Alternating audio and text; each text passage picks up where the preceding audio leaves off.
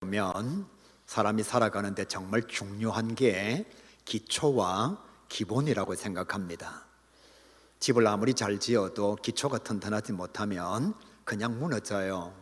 이것을 사상누각이라고 얘기하지요. 모래 위에 20층, 30층 집을 아무리 고가로, 아무리 좋은 집을 짓는다 해도 쉽게 무너질 수밖에 없습니다. 그러니까 기초가 튼튼하지 않으면 그 위에 있는 것들은 별로 의미가 없는 것이 되지요. 국어를 잘하려면 한글을 알아야 합니다. 이게 기초입니다. 한글을 모르는 사람은 국어를 잘할 수가 없습니다. 똑같은 의미로 수학을 잘하려면 사칙 연산을 기초로 잘해야 됩니다. 가감성대를 하지 못하면서 소인수분을 한다는 것은 거짓말이죠. 어떻게 사칙 연산을 하지 못하면서 삼각함수나 기하학 이런 것들을 할 수가 있겠습니까? 사칙 연산은 수학의 기초라 그렇게 말할 수가 있어요. 여러분의 자녀가 영어 공부를 못하는 이유는 문법을 몰라서 그런 것이 아니고 단어를 몰라서 그렇습니다. 그러니까 알파벳을 모르고 단어를 모르면 문법은 시작조차 할 수도 없는 거예요. 근데 부모님들은 자꾸 이렇게 말합니다. 우리 아이가 머리는 좋고 공부는 잘하는데 문법을 모른다고. 아닙니다. 영어를 잘 못 읽고 단어를 못 외워서 그런 거예요. 그러니까 어떤 일을 잘하려면 기초가 튼튼해야 합니다. 마찬가지로 기본에 충실할 때에 좋은 결과를 얻을 수가 있습니다. 우리가 사람들을 평가할 때에 이렇게 말하잖아요. 저 사람은 기본이 돼서 그렇게 말하잖아요. 그렇죠? 별로 좋지 못한 사람은 기본이 안 되었다라고 말합니다. 그러니까 기본이 안 된 사람은 만나면 손해입니다. 누구를 만나야 이익을 보느냐? 기본이 된 사람을 만나야 내 삶의 자리에서 이익을 얻을 수가 있는 거예요. 여러분 이렇게 말씀드릴게요. 거짓말하기 좋아하는 사람, 정직하지 않는 사람은 기본이 안 된 사람입니다. 그러니까 그 사람은 알면 알수록 손해예요. 정직은 사람이 살아감에 있어서 기본적인 삶의 요소라 그렇게 말할 수가 있잖아요. 여러분 정직하지 않는데 거짓말을 밥 먹듯이 하는데 그 위에 세워지는 말들이나 행동들이 무슨 의미가 있겠어요? 그러니까 기본이 된 사람은 정직한 사람이에요. 부모와 자식을 사랑하지 않는 사람은 기본이 안 된 사람입니다. 자기 자식도 사랑하지 않고 자기를 낳아준 부모님도 사랑하지 않는데 친구인 나를 우정 때문에 사랑할 수 있을까요? 자기 부모도 사랑하지 않고 자기 자녀도 사랑하지 않는데, 그러니까 사람됨의 기본이 무엇인가 하면 가족을 먼저 사랑하는 자가 되어야 되는 거예요. 학교 다닐 때는 여러분 기본적으로 폭력을 행사하면 안 됩니다. 어저께 뉴스를 통해서 엄청난 영화 배우가 학교 다닐 때에 전과적 일을 가진 것 때문에 폭력을 행사하고 강도 이런 일들을 범한 것 때문에 쌓아 올린 모든 그간의 노력과 수고, 명예와 인기가 다 하루아침에 사라진 거예요. 그래서 어저께 발표했죠. 연예계를 은퇴하겠다라고. 여러분 기초가 무너지면 전부 다 사라지는 거예요. 기본이 잘못되면 그 위에 이루어놓은 것들은 아무런 의미가 없습니다. 바느질을 하려면 바늘에 실을 꿰어야 바느질을 할 수 있습니다. 이건 기초고 기본입니다. 바느질을 엄청나게 잘하는 사람도 바늘에 실을 꿰지 않으면 바느질을 할 수가 없어요. 이건 누구나가 다 아는 기초고 기본입니다. 운동선수들을 보거나 또 취미로 운동하는 사람들을 봐도 마찬가지예요. 자기 게임의 센스나 실력만 믿고 레슨을 받지 않는 사람은 처음에는 어느 정도 잘합니다. 게임 감각이 있으니까. 그런데 시간이 지나면 지날수록 더 이상의 진보나 성장이 나타나지 않습니다. 운동신경이 좀 떨어지고 능력, 센스, 감각이 좀 없어서 레슨을 3년 동안 받으면요, 처음에는 실력 있는 사람에게 게임을 줬는데 점점 시간이 지나면 기초와 기본기에 충실한 사람은 점점 실력이 좋아집니다. 반대로 어깨너머로 게임을 배운 사람은 한계에 딱 봉착해서 더 이상 진보가 없습니다. 우리 교회에 기원하시는 분 계시거든요. 어깨너머로 배운 바둑의 실력은 성장하지 않습니다. 그러나 정식적으로 공부한 사람은 1급이 될 수도 있고 1단이 될 수도 있고 2단이 될 수도 있고요. 그러니까 인생에 있어서 정말 중요한 게 뭐냐? 기초예요. 그리고 기본기가 잘 되어 있어야 됩니다. 설교를 잠깐 벗어나서 여러분, 인사는 인생의 기초고 기본입니다. 그런데 교회에서 보면 인사 받기만을 원하는 사람들이 있어요. 먼저 인사하면 모든 사람들이 다 자기에게 인사를 해줍니다. 왜 남이 나에게 인사를 안 할까요? 내가 인사를 안 하거나 인사를 안 받아주니까 인사를 안 한 거거든요. 그러니까 인사는 삶의 자리의 기초고 기본인 겁니다. 우리 사랑하는 성도들은 인사 잘합시다. 누구를, 왜 대답을 안 하십니까? 누구를 만나든지 진짜 인사 잘하시기 바랍니다. 인사해서 손해볼 것도 없잖아요, 그죠? 우리 아파트에 엘리베이터 탈 때마다 제가 먼저 인사한다고, 안녕하세요, 반갑습니다, 이렇게 인사하면 처음에는 저를 멀뚱멀뚱 쳐다봐요. 근데 시간이 지나면 여러 사람들이 이제 저를 알게 되는 거예요. 그래서 엘리베이터 탈 때에 제가 안녕 이렇게 하면 그쪽에서 바로 인사합니다. 왜요? 이제는 아니까요. 그러니까 내가 먼저 시작하면 반드시 좋은 결과가 나타납니다. 인사 받기를 원하시는 분들은 먼저 인사하는 기초와 기본기를 가진 하나님의 사람 될 수 있기를 간절히 바랍니다. 여러분, 신앙생활도 마찬가지입니다. 믿음의 생활도 기초와 기본이 너무너무 중요해요. 기초와 기본을 제대로 배우지 않으면 교회를 오래 다녀도 신앙이 잘 성장하지 않습니다. 그냥 우리 가요교를 오래 다녀서 성도들에게 인정을 받아서 내 신앙의 상태는 모르지만 교회 중직자가 되었어요. 근데 사실은 자기 자신이 보기에도 온전한 믿음을 가지지 못한 사람들이 더러 있습니다. 그러니까 어떤 사람들은 새가족보다도 못한 중직자의 모습을 가지고 있을 수도 있어요. 기초와 기본이 되지 않으면 목사가 되고 중직자가 되어도 한계적 신앙의 상황을 벗어나지를 못하는 겁니다. 그래서 우리 보게 되잖아요. 교회를 오래 다녔는데 신앙이 제자리 걸음하고 있거나 오히려 어떤 사람들은 신앙의 자리에서 퇴보하는 모습도 우리가 보게 돼요. 왜 그런가 하면 처음에 조금 신앙생활을 하는 것을 믿고서 스스로 자기를 포장했기 때문입니다. 기초와 기본이 없는데도 자기 자신은 있다고 생각을 한 거예요. 그리고 성경 공부도 하지 않아요. 신앙생활도 제대로 감당하지 않아요. 교회 오래 다니고 봉사 현장에 조금 자기 자신을 세워놓다가 보니까 성도들이 중직자로 인정을 하고 피택을 해주니까 자기 신앙의 수준이 그렇게 되는 줄 알고 살아갔는데 어느 날 스스로 점검을 해보니까 진짜 자기 믿음이 아무것도 아니에요. 사랑하는 가교회 성도 여러분, 제가 3주에서 4주 정도 신앙의 기초와 기본에 대해서 말씀을 드릴 겁니다. 다른 사람 생각하지 말고 꼭 자기를 생각하시길 바랍니다. 나는 정말 기초가 되어 있는가? 나는 기본이 되어 있는가? 왜 나는 교회를 오래 다녔는데 신앙이 성장하지 않을까? 나는 왜 믿음이 성숙되지 않을까? 자기 자신을 돌아보아서 다른 사람을 정죄하거나 판단하거나 그 사람을 힐난하지 말고 자기를 돌아보고 자기의 믿음을 바로 세워갈 수 있기를 주님의 이름으로 간절히 축복합니다. 졸지 말고 잘 들으시길 바랍니다. 혹시 졸았거든 유튜브라든지 우리 홈페이지에 설교가 있으니까 다시 한번 듣고 또 듣고 해서 여러분의 신앙의 자양분 꼭 가져서 믿음은 성장하고 신앙은 성숙되어지는, 인격도 성숙되어지는 귀한 역사가 나타나기를 간절히 바랍니다. 자, 이제 오늘 말씀을 보시게 되면 초대교회 성도들이 예수님의 말씀에 절대 순종한 모습을 볼 수가 있습니다. 예수님께서 부활하시고 난 뒤에 성천하실 때에 제자들에게 이렇게 말씀하셨어요. 위로부터 능력을 덧입을 때까지는 이 성을 떠나지 말고 이 성에 유하라. 예수님께서 명령하셨어요. 다시 한번요. 위로부터의 하나님의 능력이 임할 때까지, 성령을 말씀하시는 거예요. 그 능력을 받을 때까지는 절대로 이 성을 떠나지 말고 이 성 예루살렘 여기에서 머물러 있어라. 예수님께서 명령을 하셨습니다. 초대교회 사도들과 제자들과 성도들이 이 예수님 말씀에 순종한 거예요. 그래서 예수님 성천하시고 난 뒤에 마가 요한의 다락방에 모여서 전혀 기도하기에 힘썼습니다. 기도에 최선을 다한 거예요.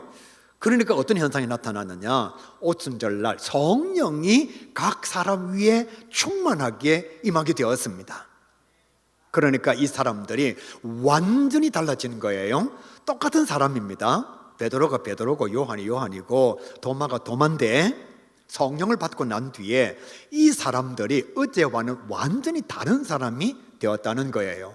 마가 요한 다락방에서 예수님의 명령을 따라서 열심히 기도하니까 하나님의 능력이 되신 성령께서 그들 가운데 임재하신 거예요. 성령을 충만하게 받고 나니까 사람이 달라진 겁니다. 말씀을 잘 기억하시길 바랍니다. 유대인으로서 구약 성경 말씀을 통해서 이들은 하나님에 대해서 알고 있었습니다. 그러니까 하나님이 어떤 분이신지는 구약 성경을 통해서 너무나 잘 알고 있었습니다. 그리고 구원자로 오신 예수님을 직접 따라다니면서 말씀을 배웠고 기적을 보았고 예수님께서 주시는 음식을 먹었습니다. 하나님을 알고 있고 예수님을 경험했어요. 이것 위에 성령께서 임하였습니다. 그러니까 이 사람들이 달라지지 않을 수가 없는 거죠. 성삼위일체 하나님을 다 경험한 거예요.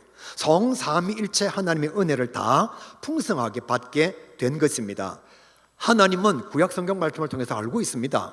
예수님과는 직접 함께 다니면서 동행하면서 기적을 보았고 박남규가 전하는 설교가 아니고 예수님께서 전하시는 하나님의 복음을 직접 들었어요. 여기에 성령께서 그들 가운데 임하시게 되니까 성삼위일체 하나님, 성부, 성자, 성령의 역사가 그들 가운데 임하게 되는 거예요.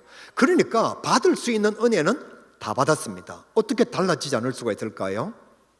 사랑하는 가교회 성도 여러분, 구약을 통해서 하나님을 알고 있고 신약을 통해서 예수님을 알고 계신 여러분, 진짜 성령을 사모하셔서 성령을 받으시길 바랍니다. 제자들 보십시오. 성령을 받기 전에는 두려움에 떨고 있었습니다. 숨어 있었어요. 그런데 성령을 받고 난 뒤에는 담대하게 나아가서 복음을 전합니다. 전에는 예수와 한 페이지 걸을 때에 다 도망갔어요. 근데 성령을 받고 나니까요, 너 예수와 한 페이지, 그래 죽여. 두려움이 사라진 겁니다. 모든 사람들에게 나아가서 복음을 전한 거예요.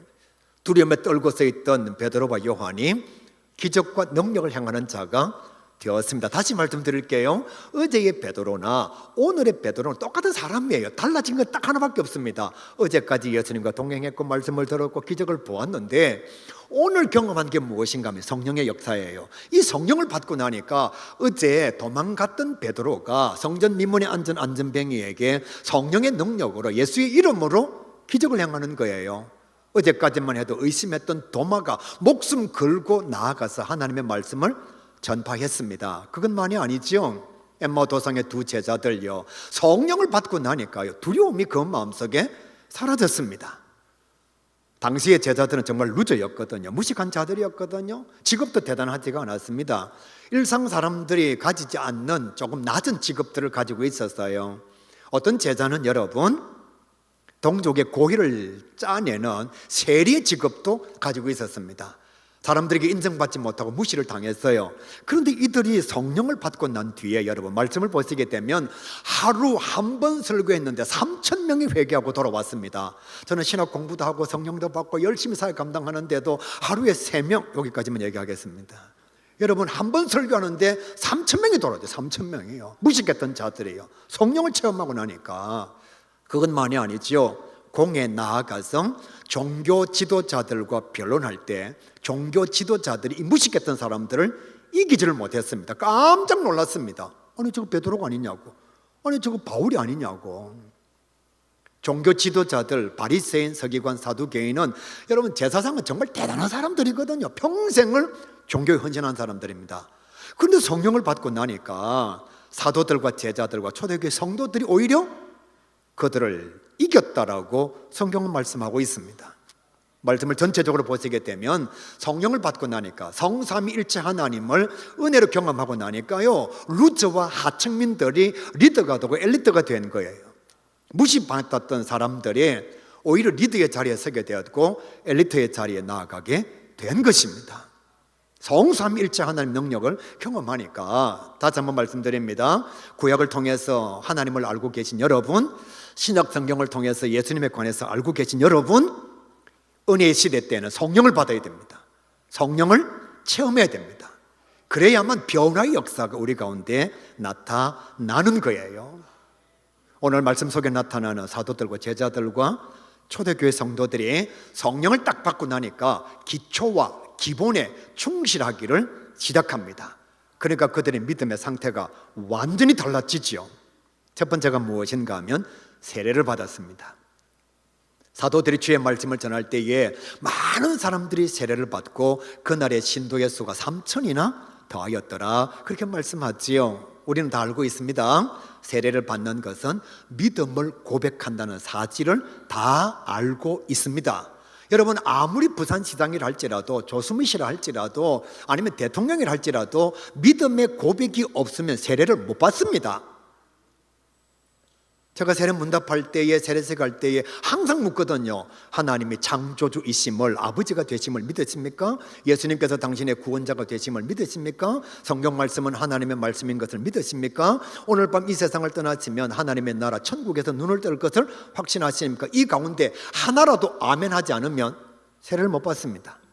세례를 받는다는 것이 무엇인가 하면 믿음의 고백을 가져서 예수님과 연합한다는 뜻입니다. 다시 말씀드리면 교회 아무리 오래 다녀도 세례를 받지 않고 믿음을 고백하지 않으면 우리는 그 사람을 예수님과 연합된 자라고 인정하지 않습니다.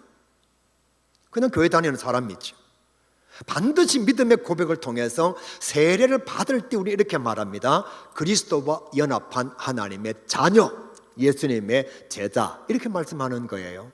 그러니까 세례를 받아야만 그리스도와 연합할 수 있습니다. 두 번째, 세례를 받아야만 성도들의 결사체가 되는 거예요. 지금은 그렇지 않습니다만은 박해 시대 때 세례를 받는다는 것은 내가 성도들과 죽음과 생사를 같이 하겠다는 결사체의 회원이 되는 것입니다. 그래서 여러분, 세례를 받으면 익투스라고 하는 물고기 모양을 문양으로 주었습니다. 그 물고기 익투스가 무슨 뜻이냐? 하나님은 창조주가 되시고 예수님은 그의 독생자가 되시고 예수님은 나의 구원자가 되신다라고 하는 뜻이 그 익투스 안에 들어가 있는 거거든요. 그러니까 세례를 받지 않으면 생사고락을 같이 할 수 있는 성도들의 결사체에 들어올 수가 없어요. 물고기의 표식을 받은 자는 당신과 나는 죽음과 생명을 같이 할 수 있습니다. 그런 뜻입니다. 그래서 여러분, 지금도 세례를 받지 않으면 아무리 똑똑하고 아무리 많이 배워도 찬양대 못합니다. 뭐 대한민국의 유명한 가수가 와도 세례를 받지 못하면 결사체 찬양대에 들어올 수가 없어요. 아무리 많이 배우고 박사학위를 10개 가지고 있어도 설교할 수 없습니다. 교회는 세례를 받아야만 직분도 받을 수 있고 봉사도 할 수 있고 선거권도 가지고 피선거권도 가집니다. 그래서 세례를 받지 않으면 교회에서 온전한 직임을 감당하기가 어렵습니다. 여러분, 교회 최초의 직분이 되는 집사님요, 세례 안 받으면 집사 안 돼요. 교회 50년, 60년 다녀도 세례 안 받으면 집사님이 못 됩니다. 그런데 오늘 말씀해 보시게 되면 초대교회 성도들은 성령을 충만하게 받고 난 뒤에 제일 먼저 뭐 했느냐? 믿음의 고백을 했다는 겁니다. 나는 예수님을 믿습니다 라고 고백을 하여 세례를 받았다는 거지요. 우리 가야교회 새가족들 꼭 세례 받으시길 바랍니다. 여러분이 세례를 받지 않으면 우리는 당신을 예수 믿는 사람이라고 인정할 수가 없어요. 왜? 공동체 앞에서, 성도들 앞에서 예수 믿는 사람이라는 믿음의 고백을 안 했거든요. 그래서 우리는 집사의 직분을 못 드립니다. 그래서 찬양대에 지원하지 못하게 합니다. 선거 있을 때에도, 회의가 있을 때에도 세례 받지 않는 사람은 못 들어오게 합니다. 왜? 당신은 믿음의 고백을 하지 않았기 때문에 예수님과 연합된 자가 아닙니다. 당신은 세례를 받지 않았기 때문에 성도들의 결사체에 들어올 수가 없습니다. 이런 표식이에요. 따라서 새가족 되신 여러분은 정말 하나님 앞에 온전한 믿음의 길을 걸어가려면 가장 기초가 되고 기본이 되는 세례를 꼭 받으시기를 간절히 바랍니다.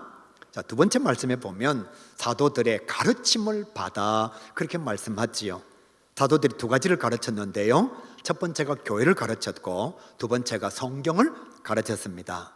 여러분, 사도들의 가르침 안에 정말 중요한 게 무엇인가 하면 에클레시아입니다.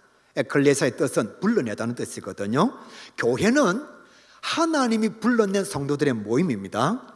교회는 사람들이 사람을 불러낸 하나님의 백성들의 모임입니다.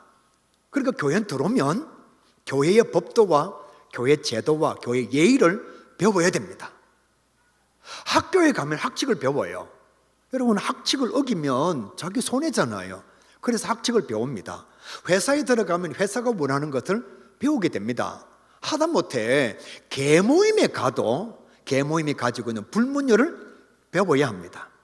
배우지 않으면 어떻게 되느냐? 무례와 신뢰를 범하게 되는 거예요.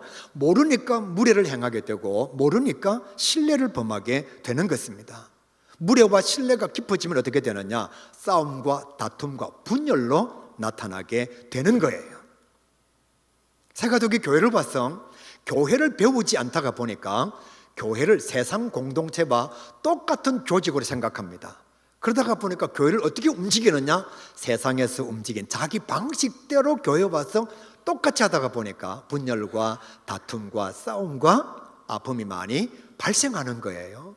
그래서 내가 교회의 온전한 성도가 되려면 에클레시아, 이 교회를 먼저 다닌 사람들에 의해서 배우는 자가 돼야 됩니다. 못 배우신 분들을 위해서 제가 교회의 정의 4가지만 말씀드리면, 첫 번째, 교회 주인은 하나님이십니다. 학교 주인은 학생입니다. 회사의 주인은 직원입니다. 나라의 주인은 누구죠? 모릅니까? 제가 말씀해 드릴까요? 나라의 주인은 국민입니다. 이 사고가 교회 안에도 들어와 있어서 교회 주인은 성도지? 아니요. 교회 주인은 성도가 아닙니다. 교회 주인은 철저하게 하나님이십니다. 그래서 여러분이 한국에 있다가 미국에 가면 그곳에 갈 때에 많은 돈을 지불해야 됩니다. 그러나 가야교회를 다니다가 수영로 교회 등록해도 땡전 10원 내지 않습니다. 그 엄청난 교회, 부전교회는 여러분 교회를 짓는데 수백억 들었잖아요. 그 교회 여러분이 다음 주부터 가도 돈 10원도 내지 않고 들어갑니다. 왜? 모든 교회의 주인은 하나님이 됐습니다.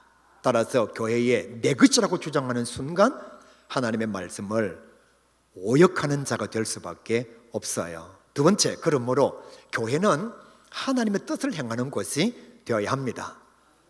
제가 이렇게 말씀드리면 오해하지 마시길 바랍니다. 여러분, 교회는 다수결 아닙니다. 그건 세상이고요.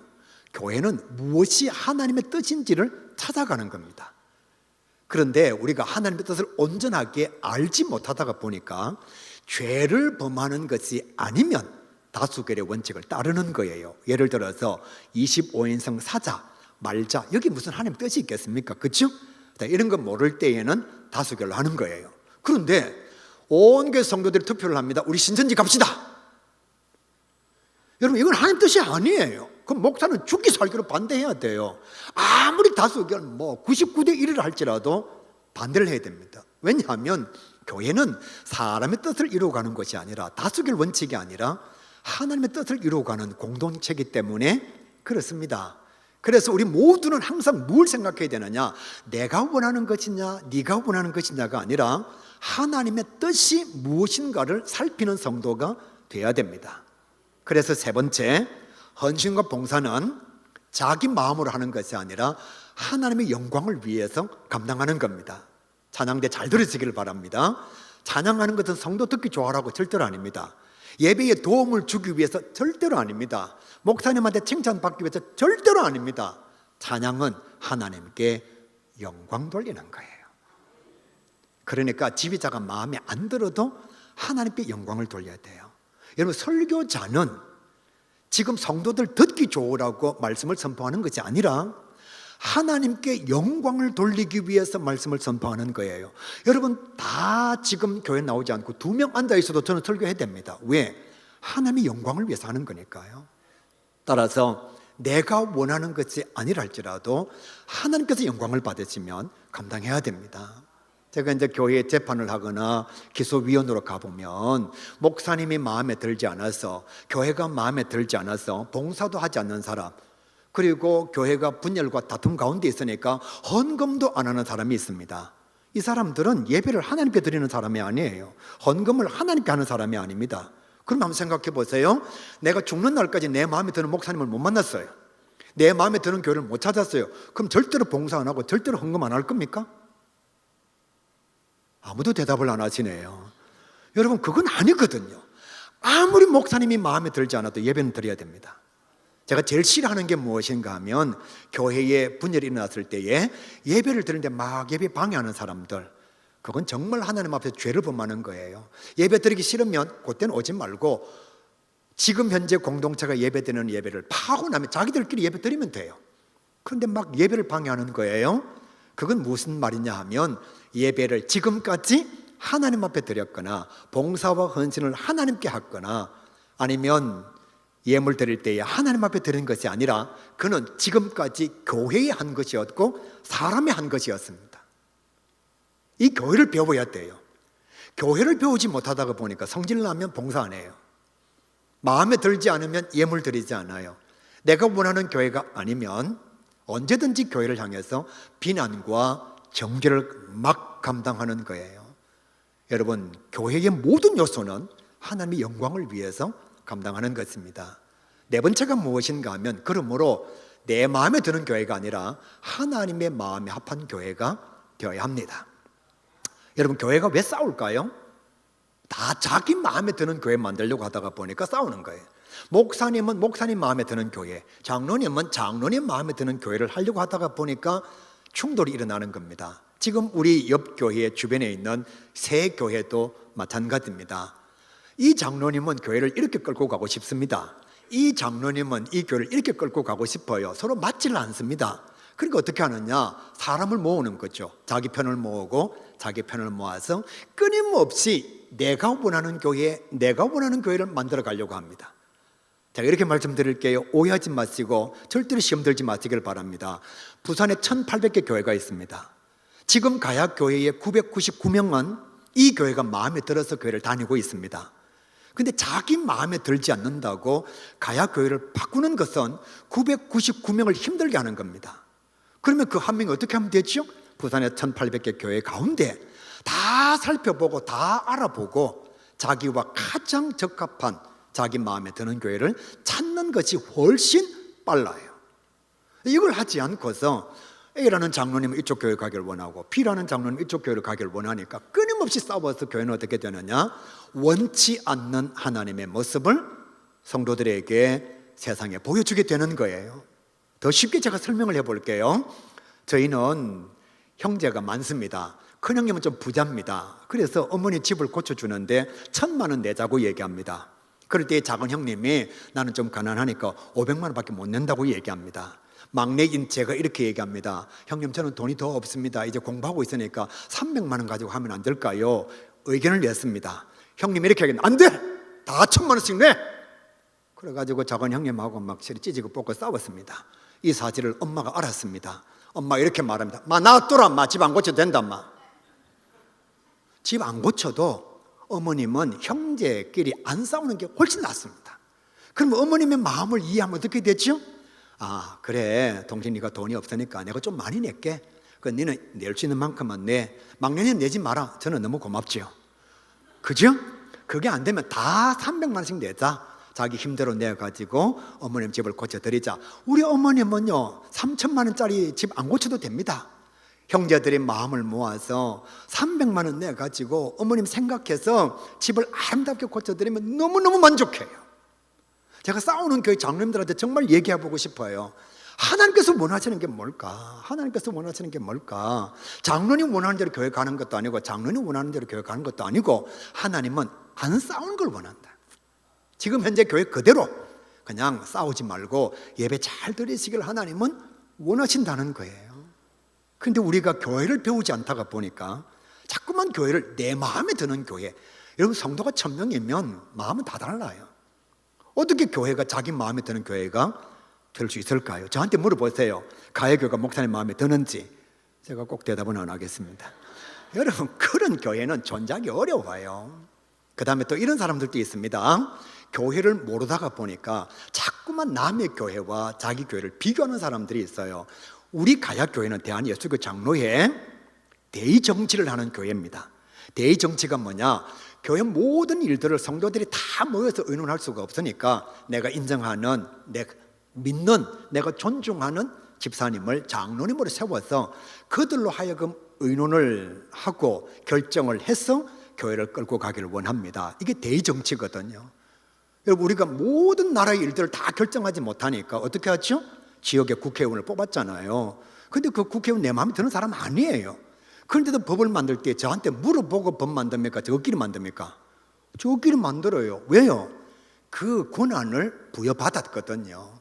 그래서 우리 가야교회는 대의정치를 하는 장로 제도가 있는 교회입니다. 근데 이 사실을 모르고서는 장로들 지 맘대로 한다고, 지 맘대로 하는 게 아니고 여러분의 권한을 위임받은 장로님들이 국회의원이 되어서 회의를 하고 결정을 해서 성도들과 함께 진행하는 것, 교회 정치 제도를 가지고 있는 우리 교회의 모습이에요. 그러면 감리교회와 순복음교회는 어떻게 하느냐? 감독 정치입니다. 이건 그냥 목사님이 결정하는 거예요. 여러분, 감리교회는 담임 목사님도 그 교회 성도들이 청빙하지 않습니다. 감독들이 이렇게 말합니다. 아무개 목사는 저 교회 가고 아무개 목사는 저 교회 가고. 감독 정치는 그렇게 하는 거예요. 교황이 감독 정치잖아요. 여러분, 교황이 칙령을 발표할 때에 모든 가톨릭 신도들에게 묻지 않습니다. 그냥 교황이 발표하는 거예요. 왜? 결정권자가 교황이기 때문에. 그러니까 감리교회 가서 아니 감독이 왜 마음대로 자기가 교회 목사님을 보내는데, 이렇게 말하는 사람은 교회를 너무 모르는 사람이야. 그런 사람은 어떻게 해야 되죠? 빨리 장로교회로 와야죠. 왜? 장로교회는 성도들이 목사님을 청빙하고 노회가 파송을 하니까요. 그 다음에 성결교회와 침례교회는 회중정치를 하는 교회 제도를 가지고 있습니다. 그래서 거기는 장로님이 별로 그렇게 권한이 없어요. 그래서 교회 운영위원회를 만듭니다. 모든 교회 결정은 교회 운영위원회가 결정합니다. 더 놀라운 것은요, 목사님 한 분에 장로님이 10분이에요. 목사님은 찬성하고 장로님들이 반대하면 10대 1이 아니고 1대 1입니다. 이게 회중정치의 대표적 정치 원리예요. 그러니까 숫자에 의해서 결정이 엇나가지 않도록 목사님 한 표, 장로님 전체 한 표. 그래서 서로 의논이 되면 일을 진행하는 거예요. 근데 지금 가야교회 다니면서 왜 우리 교회는 회중정치 안 하느냐고. 그러면 어떻게 되죠? 빨리 침례교회 가야 됩니다. 빨리 성결교회로 가야 돼요. 그 교회가 그런 정치 제도를 표방하고 있거든요. 이런 교회의 정치 원리나 제도나 조직이나 전통을 모르다가 보니까 자꾸만 예전에 자기가 다녔던 교회하고 현재의 교회나 우리 교회 성도가 우리 교회 다니다가 다른 교회 가면 자꾸 그 교회 가서 가야교회를 가지고 비교를 하는 거예요. 비교할 것 같으면 어떻게 하면 되죠? 가야교회 다시 오면 됩니다. 비교하지 말고요. 사랑하는 성도 여러분, 사도들이 이 교회를 가르친 거예요. 에클레시아가 이런 모습을 가지고 있다. 그러니까 어떻게 되느냐? 점점 신앙이 성장하고 점점 믿음이 성숙해지는 겁니다. 마지막 세 번째 가르치는 게 뭐냐? 성경을 그들에게 가르쳤습니다. 믿음과 신앙의 중심은 성경입니다. 사랑하는 성도 여러분, 진짜 기억하시길 바랍니다. 간증요 절대로 우리 신앙의 기준은 아닙니다. 그냥 신앙의 도움 정도 되는 거죠. 신학서적이요, 또 신앙서적 절대로 성경과 비교할 수 있는 것이 아닙니다. 여러분 잘 모르시겠지만 저도 교회사에 관한, 저도 신학 박사니까요, 공저를 3권이나 기록했습니다. 그런데 거기 보면 제 지식의 한계가 그대로 들어가 있습니다. 여러분, 이것도 성경하고 비교가 안 돼요. 그러니까 신학서적이나 신앙서적은 도움 정도가 되는 참고서지 절대로 성경과 비교할 수 있는 것이 아니라는 거예요. 여러분, 설교가 신앙의 중심이 아닙니다. 이런 얘기하면 마음이 충격을 받겠지만, 여러분 오늘 이 본문 가지고 제가 설교한 내용과 유튜브에 다른 목사님의 설교한 내용을 한번 들어보시길 바랍니다. 설교 내용이 다릅니다. 왜 다르냐? 계시를 받는 성령의 감동이 다르고요, 성경을 해석하는 기준이 다르고요. 그래서 고신청 목사님과 합동청 목사님과 통합청 목사님의 설교의 내용이 다른 거예요. 그가 가지고 있는 신학의 잣대가 다르기 때문에, 따라서 성경도 절대적 신앙의 기준이, 설교도 절대적 신앙의 기준이 될 수가 없습니다. 목사님이 설교하는 것이 성경과 맞을 때에 의미가 있고 순종해야 되는 것이지, 여러분 목사님이 전하는 설교가 성경하고 다르다? 그럼 그 설교는 의미가 없는 거예요. 그런데 우리는 잘못 생각하지요. 내가 좋아하는 목사님은 설교를 틀리게 하여도 아멘하고, 내가 싫어하는 목사님은 설교를 맞게 해도 아멘을 하지 않습니다. 그래서 어떻게 되느냐, 사람을 좋아하다가 보니까 성경을 따르는 것이 아니라 사람을 추종하게 돼요. 그게 이단입니다. 성경을 따르는 자는 믿음의 길을 걸어가는 사람이고, 사람이 좋아서 그가 전하는 설교가 성경과 다름에도 불구하고 따라가는 사람은 이단으로 갈 수 있는 사람을 추종하는 자가 되는 거예요. 여러분, 성경은 이렇게 말씀합니다. 모든 성경은 하나님의 감동으로 된 것으로 교훈과 책망과 바르게 함과 의로 교육하기에 유익하니, 중직자들은 꼭 들으시길 바랍니다. 성경 읽지 않으면 중직자가 돼도 믿음이 자라지 않습니다. 왜? 교훈, 책망, 바르게 함, 의로 교육하기에 주어지는 것이 아무것도 없습니다. 하나님의 말씀은 살아있고 운동력이 있어 우리의 혼과 영과 관절과 골수를 찔러 쪼개며 우리의 육신과 우리의 영혼과 우리의 신앙의 모습들을 변화시킨다라고 성경은 말씀하고 있어요. 제가 이렇게 말씀드릴게요. 마음에 조금 충격을 받으시길 바랍니다. 교회 20년 이상 다녔는데, 교회 중직자 직분을 가지고 있는데 성경을 아직도 일독하지 못했다. 이거 정말 부끄러운 거예요. 이런 사람은 교회 오래 다녀도 믿음 안 자랍니다. 여러분, 사랑하면요, 애인이 보내주는 편지요, 읽고 또 읽고 읽고 또 읽습니다. 아무것도 아닌데도 의미를 부여하고, 지난번에는 왜 띄어쓰기를 했는데 이번에는 붙여 썼을까, 지난번에는 꽃편지에 보냈는데 이번에는 맨종에 왜 보냈을까. 여러분, 사랑하면요, 보내주는 모든 것이 다 의미가 있습니다. 그런데 하나님을 사랑하는 사람이 하나님께서 보내주신 사랑의 편지, 성경을 안 본다? 이건 심각한 신앙의 장애지요. 여러분, 설교는 누가 해도 하나님의 말씀이면 똑같습니다. 교육 전도사님의 설교도 똑같고요, 부목사님의 설교도 똑같고요, 위임 목사님도 똑같습니다. 무엇이? 하나님의 말씀을 전할 때, 우리 손주 유건이가 5살입니다. 제게 와서 이렇게 얘기합니다. 할아버지, 제가 십계명 보는데 살인하지 말라고 되어 있대요. 여러분, 그 아이가 전에도 살인하지 말라는 의미는 성경 말씀 속에서 변하지 않습니다. 그런데 우리는 성경을 어떻게 판단하느냐, 좋아하는 목사님의 상태를 보고 말씀을 판단하는 거예요. 그러니까 내가 좋아하지 않거나 별로 그렇게 흠모하지 않는 교육전사님이 올라오면 하나님의 말씀을 전하는데도 하나님의 말씀을 받지를 않습니다. 유명한 목사님이 전하면 틀려도 아멘하고 하고 있는 거예요. 성경을 배우지 않으면 은혜를 받을 수가 없습니다. 성경을 배우지 않으면, 성경을 읽지 않으면 믿음이 자랄 수가 없습니다. 사랑하는 가교회 성도 여러분, 돈을 좋아하고 출세를 좋아해서 평생 그것을 따라가고 있잖아요. 그러면 정말 믿음의 부자가 되려면 성경을 배워야 합니다. 내년에 성서연구원을 열거든 박터지게 제일 먼저 신청해서 꼭 성경을 배우고 읽기를 사모하는 하나님의 사람 될 수 있기를 주님의 이름으로 간절히 축복합니다.